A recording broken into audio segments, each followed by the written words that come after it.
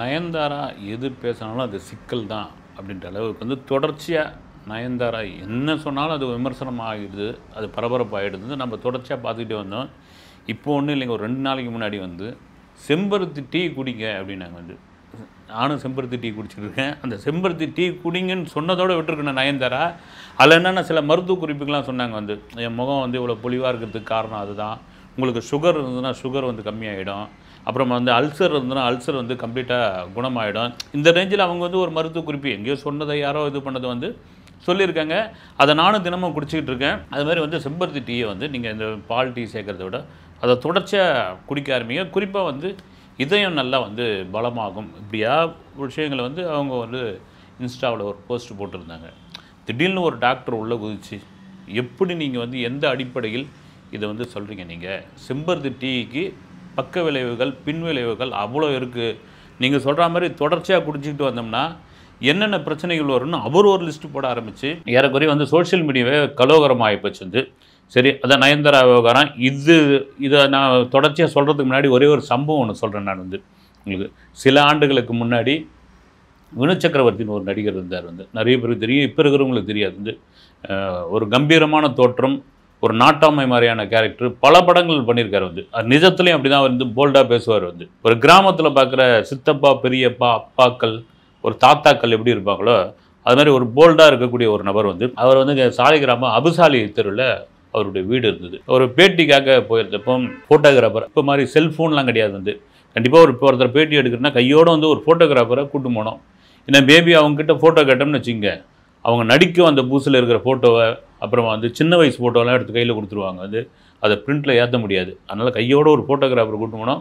Photographer வந்து அவர் நாங்கள் செல்லமாக தாத்தா அப்படின்னு கூடுவோம். வந்து அவர் தான் டிஜிட்டல் கேமராவை ஃபோட்டோ கேமராவை முதல்ல வந்து பத்திரிகையாளர் முன்னாடி பயன்படுத்தியவர் அவர். ஆனால் தாத்தனா அவர் உற்சாகமாக வந்துட்டார். அவர் பெரும்பாலும் நடிகைகள் எடுக்கிறதா இருந்தால் தான் பெரிய உற்சாகமாக மாறுவார். சரி தலைவா, வினு சக்கரவர்த்தி தானே, வா எடுக்கா அப்படின்ட்டு கிளம்பிட்டார். கிளம்பி அபுசாலி தெருவில் அந்த மாடியில் ஏறி போனோடனே அப்படியே கம்பீரம் அதே கெட்டப்லாம் போட்டுன்னு ஃபோட்டோ எடுக்க வராங்கன்னா, நீங்கள் இப்போலாம் ஆர்டிஸ்ட் வந்து அப்படி இயல்பாக இருக்கிறாங்க இல்லையா? அப்போல்லாம் வந்து பத்திரிகைகள் பேட்டி அப்படின்பொழுது அவங்க ஒரு டைம் சொல்லுவாங்க, ஒரு 3 மணி நேரம் கழிச்சு வாங்க, 4 மணி நேரம் கழிச்சு வாங்க. அது சொல்கிறதுக்கான காரணம் என்னென்னா, ஃபுல்லாக மேக்கப் போட்டு ரெடி பண்ணி அந்த எப்படி சினிமாவில் பார்க்குறோமோ அந்த கெட்டப்போடு இருப்பாங்க. ஏன்னா ஃபோட்டோவுக்கு அப்போ தானே வந்து பிரிண்ட் ஆகிருக்கும்போது அப்படி தெரியும், அன்மேக்கப்பில் இருக்கும்போது தெரியாது. பார்த்தா ஒரு ஒரு சிம்மாசனம் மாதிரி ஒரு சேரில் உட்காந்துட்டு இருக்கார் வினு சக்கரவர்த்தி. வாங்க வாங்கன்னு சொல்லி ஒரு பேட்டிலாம் கொடுக்க மாட்டார். முதல்ல அந்த கதை இந்த கதை, நான் எப்படி வந்தேன் தெரியுமா, இயல்பான ஒரு மனிதர் அதெல்லாம் பேச ஆரம்பிப்பார். ரெண்டாவது வினு சக்கரவர்த்தி என்னென்னா இந்த அந்நியப்பட்டுலாம் நிற்க மாட்டார், ஒரு அன்னோன்யம் ஆகிடுவார். வந்து அப்புறம் உங்கள் வீட்டில் எப்படி இருக்காங்க, நீங்கள் என்ன ஊர், என்ன விவசாயம் பண்ணிக்கிட்டு இருக்கீங்க, என்ன பயிர் வச்சுருக்கீங்க, இந்த ரேஞ்சுக்கெல்லாம் விசாரிக்க ஆரம்பிப்பார். அது கொஞ்சம் நல்லாவே இருக்கும். சில கதைகள்லாம் பேசிக்கிட்டு இருப்பார். இப்போ கூட்டு பண்ண அந்த ஃபோட்டோகிராஃபர் தாத்தா என்ன பண்ணார், நெளிகிறாரு, இந்த பக்கம் வந்து வளையிறாரு, இந்த பக்கம் இது பண்ணுறாரு. இவர் கொஞ்ச நேரம் பார்த்துட்டாரு. என்ன பெரியவரை, தண்ணிக்கு நீ சாப்பிட்றீங்களா அப்படின்னாரு. தண்ணினா குடிக்கிற தண்ணி தான். சரி கொண்டு வந்து விட்டோன்னா மறுபடியும் என்ன பண்ணுறாரு, அவர் கொஞ்சம் கூச்ச சுபாவம் உள்ளவர். அப்படி நெளிகிறார். வந்து நெளிஞ்ச உடனே என்ன நிறுத்த சொல்லிட்டு வினிச்சுக்குது, இங்கே வாங்க அப்படின்னாரு. என்ன உங்களுக்கு ப்ராப்ளம் பண்ணுதுன்னு ஒன்று, ஒன்றும் இல்லை சார், ஒரு 3 நாளாக பேதி ஆகுது, என்னன்னே தெரில, இப்போ கூட வயிற்ற கழுங்க. ஏங்க அதை சொல்ல வேண்டியது தானுங்க, போய் நம்ம கழிவறை ஏதாவது டாய்லெட்டை யூஸ் பண்ணுங்கன்றது அவர் கூச்சப்பட்டுக்கிட்டு இருந்தப்போ சரி விடுங்க அப்படி சொல்லி அவருடைய அசிஸ்டண்ட்டை கூப்பிட்டுட்டே அந்த பொட்டியை கொண்டு வா அப்படின்னாரு. பொட்டியை கொண்டு வந்தோடனே அந்த பொட்டியை திறந்தவொடனே ஒரு 5 பொட்டி மாதிரி பொட்டியை திறந்தால் ஏகப்பட்ட சூரணம், அப்புறம் வந்து சில பவுடரு, இதெல்லாம் நாட்டு மருந்து இதெல்லாம் வச்சுருந்தார். அதில் வந்து ஒரு 2 சூரண பொட்டலமும் ஒரு 2 உருண்டையும் எடுத்து ஒரு இதில் மடித்து, பெரியவரை இதை இப்போ ஒன்று போட்டுங்க, நைட்டு போய் வீட்டில் போய் ஒரு 2 போட்டுங்க, மறுநாள் காலைல ஒரு 2 போட்டுங்க, பேதி ஒன்றுமே வராது, க்ளீன் ஆகிடும், சூடாகி போச்சு அப்படின்னு சொல்லிட்டாரு. எடுத்து முடிச்சு அவர் ஒரு வழியாக போட்டாலும் எடுத்து முடிச்சாச்சு. எடுத்து முடிச்சுட்டு அவர் என்ன டோசேஜ் அதிகமாக போட்டாரா என்ன ஆச்சுன்னு தெரில, வேறு ப்ராப்ளம்னு தெரில, ராத்திரிலாம் சக்க போடுது அவருக்கு. அந்த ஃபோட்டோகிராஃபர் அடின்னு பின்னுது. அப்புறம் என்ன பண்ணாது, பெணாத்த ஆரம்பிச்சிட்டார். வந்து என் உடம்பு நல்லா தான் இருந்திருக்கும், நான் பாட்டுன்னு மெடிக்கல் ஷாப்பில் மாத்திரை வாங்கி சாப்பிட்டுருந்தேன்னா எனக்கு நின்று போயிருக்கோம், வினு சக்கரவர்த்தி பண்ண வேலை தான் இது அப்படின்ட்டு சொல்ல ஆரம்பிச்சுன்னா, இதை வினு சக்கரவர்த்தி காதுக்கு தெரிஞ்சு போய் அப்புறம் என்ன தொடர்பு கொண்டு அவருடைய வீடு போரூர்லேயே வளசரவாக்கத்துலேயே இருந்தது. அங்கே கார் எடுத்து போய் இவரே போய் பார்த்து, அப்புறம் ஒன்றும் இல்லைங்க, நீங்கள் வந்து அந்த இது வந்து அதிகமாக சாப்பிட்ருக்கீங்க அப்படின்னு சொல்லி அப்போ தான் சொன்னார். வந்து நான் வந்து சித்த மருத்துவம் படித்தவன் நான் அப்படின்ற அளவுக்கு சர்டிஃபிகேட்லாம் காமிச்சார். வந்து இதுக்கு காரணம் என்னன்னா, வந்தவங்க மீடியாக்காரங்க அவர் வேறு இப்படி புலம்ப ஆரம்பிச்சிட்டாரு. ஏதாவது ஒன்று எக்கு தப்பாக வந்து நியூஸு போட்டு வேறு விதமாக ஆகிட போகுதுன்ட்டு அந்த ஒரு இது வந்து அவர் நேரடியாக வந்து சொல்ல வேண்டிய அவசியம் கூட கிடையாது, சொன்னார். அது இந்த சம்பவத்தை பார்க்கும்போது இப்போ நயன்தாரா பேசுனது தான் எனக்கு ஞாபகம் வந்தது. வந்து அவங்க பாட்டு இயல்பாக செம்பருத்தி டீயை குடிங்க அப்படின்னு சொன்னது வந்து இந்த டாக்டர் உள்ளே இறங்கி இந்தந்த ப்ராப்ளம் இருக்குது அப்படின்னு சொல்லி நீங்கள் எப்படி இதை குடிக்கலாம் நீங்கள் சொல்லலாம் அப்படின்னு அது ஒரு பெரிய இதுவாகி நயன்தாராவுக்கு ஆதரவாக சில பேர், டாக்டருக்கு எதிராக கருத்து சொல்கிறவங்க ஒருத்தர், அப்புறம் டாக்டருக்கு ஆதரவாக வந்து இந்த மருத்துவர் சொல்கிற விஷயம் என்னென்னா, ஏங்க யாராவது சொல்லிட்டு போகட்டும், ஆனால் நீங்கள் வந்து சோஷியல் மீடியாவில் உங்கள் இன்ஸ்டாவில் இத்தனை லட்சம் ஃபாலோவர்ஸை வச்சுருக்கீங்க, நீங்கள் வந்து இதை செய்யுங்கன்னு சொன்னால் அது செஞ்சு தானே தீருவாங்கன்னு.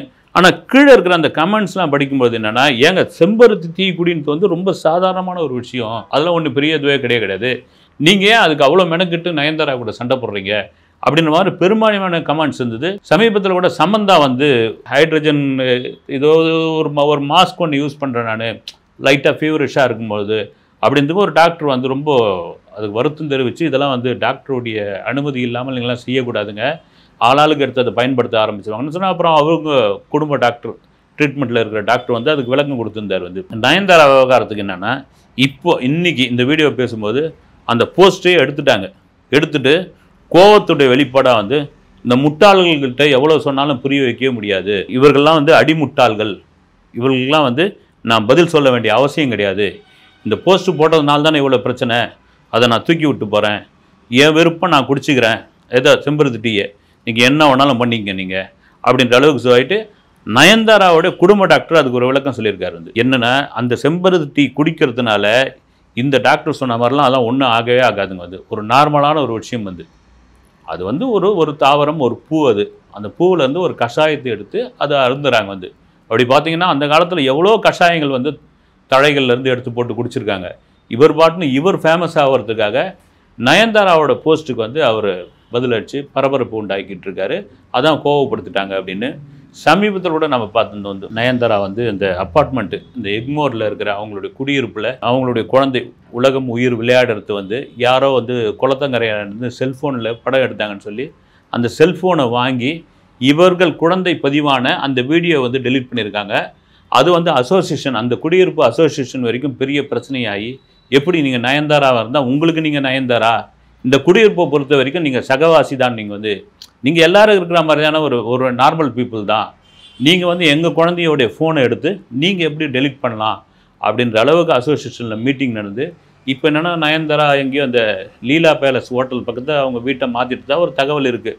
இதுக்கு முன்னாடி ஒரு பிரச்சனை என்ன ஆச்சுன்னா, அது எல்லாருக்கும் தெரிஞ்சிருக்கும், மிக்ஜாம் புயல் சென்னையே புரட்டி போட்டுக்கிட்டு இருக்கிற நேரத்தில் வேளச்சேரி பகுதியில் நயன்தாராவுடைய அந்த ஒரு ப்ராடக்ட் வேன் இருக்குது இல்லைங்களா, நாப்கின், அந்த வேன் வந்து நின்று அங்கே இருக்கிற பாதிக்கப்பட்ட மக்களுக்கெல்லாம் அந்த இலவசமாக அந்த நாப்கினை கொடுத்துருக்காங்க. பெண்களுக்கு கொடுத்தது மட்டும் இல்லாமல் எல்லார் கையில் கொடுத்து அந்த நாப்கினோட அந்த கம்பெனியோட பேரை சொல்லி நயன்தாரா வாழ்கின்ற ரேஞ்சுக்கு ஏதோ ஒரு சொல்லியிருக்காங்க. அதில் பாதி பெண்கள் ஏன்னா வேதனையோட உச்சத்தில் இருக்காங்க. வந்து இந்த மிக்ஜாம் புயல் வந்து சென்னையில் பெரும்பகுதியை கொலாப்ஸ் பண்ணதில் வந்து மிக முக்கியமான இடம் வேளச்சேரி, பள்ளிக்கரணை, மேடவாக்கம். இந்த பகுதியெலாம் வந்து சென்னையோட மேப்லேருந்து காணாமல் போன அளவுக்கு ஆகிடுச்சு. வந்து மக்கள் தத்தளிச்சுக்கிட்டு இருக்கான். ஒரே ஒரு பட்டசோறு கடைமான வந்து பார்த்துட்டு இருக்கிற நேரத்தில் நீங்கள் எடுத்து போய் நாப்கினை கொடுத்தீங்க, ஒரு நல்ல விஷயந்தான். வந்து கொடுத்துட்டு ஒரு வீடியோ எடுத்து அந்த ப்ராடக்ட்டுக்கு வந்து ஒரு விளம்பரம் எடுத்து எவ்வளோ பெரிய ஒரு அபத்தம். அது அதுக்கு எதிர்ப்பெல்லாம் இருந்தது. நானே கூட ஒரு வீடியோலாம் பேசியிருந்தேன். அதுக்கு வந்து நான் காரணம் இல்லை, எங்கள் டீம் வந்து மார்க்கெட்டிங் டீம் பண்ண தப்பு அது அப்படின்ற மாதிரி நயன்தாரா அதுக்கு விளக்கெல்லாம் சொல்லியிருந்தாங்க. ஓகே, இப்போது ஒரு வழியாக வந்து இந்த செம்பருத்தி டீ பிரச்சனை ஒரு வழியாக தீர்ந்தது. இனியாவது தயவு செய்து இது மாதிரி அதிக ஃபாலோவர்ஸ் உள்ள செலிபிரிட்டிகள், அது நயன்தாரான்னு சொல்ல பெரும்பான்மையான உள்ளவர்கள் வந்து தேவையற்ற மருத்துவ குறிப்புகளை சொல்ல வேணாம்.